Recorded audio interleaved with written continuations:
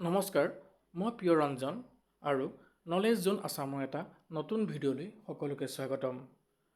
আজি আমি ভাৰতৰ আটাইতকৈ 10খন দীঘল নদীৰ বিষয়ে আলোচনা কৰিম, কিয়নো নদী বিষয়েৰে এনেকুৱা ধৰণৰ প্ৰশ্ন প্ৰতিযোগিতামূলক পৰীক্ষাত আহি থকা দেখা পোৱা যায়। গতিকে আহক পলম নকৰি আমি ভিডিঅ'টি আৰম্ভ কৰোঁ। ভাৰতৰ সকলোতকৈ দীঘল নদী হৈছে গংগা, যাৰ দৈৰ্ঘ্য হৈছে 2525 কিলোমিটাৰ। ভাৰতৰ দ্বিতীয় বৃহত্তম নদী হৈছে গোদাবৰী আৰু যাৰ দৈৰ্ঘ্য হৈছে 1464 কিলোমিটাৰ। ভাৰতৰ তৃতীয় বৃহত্তম নদী হৈছে কৃষ্ণা আৰু যাৰ দৈৰ্ঘ্য হৈছে 1400 কিলোমিটাৰ। ভাৰতৰ চতুৰ্থ বৃহত্তম তথা দীৰ্ঘতম নদী হৈছে যমুনাৰ, যাৰ দৈৰ্ঘ্য হৈছে 1376 কিলোমিটাৰ।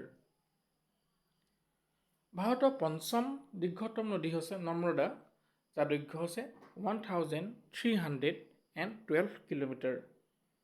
ভাৰতৰ 6 নম্বৰ দীৰ্ঘতম নদী হৈছে ইণ্ডাছ, অসমীয়াত ক'লে সিন্ধু, যাৰ দৈৰ্ঘ্য হৈছে 1114 কিলোমিটাৰ।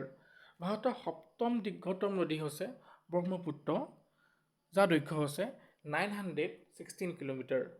ভাৰতৰ অষ্টম দীৰ্ঘতম নদী হৈছে মহানদী, যাৰ দৈৰ্ঘ্য হৈছে 890 কিলোমিটাৰ।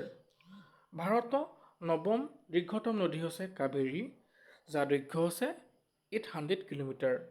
ভাৰতৰ দশম দীৰ্ঘতম নদী হৈছে তাপ্তি, যাৰ দৈৰ্ঘ্য হৈছে 724 কিলোমিটাৰ। ধন্যবাদ। আশা কৰোঁ সকলোৱে এই ভিডিঅ'ৰ জৰিয়তে ভাৰতৰ আটাইতকৈ দীৰ্ঘতম 10খন নদীৰ বিষয়ে জানিব পাৰিলে।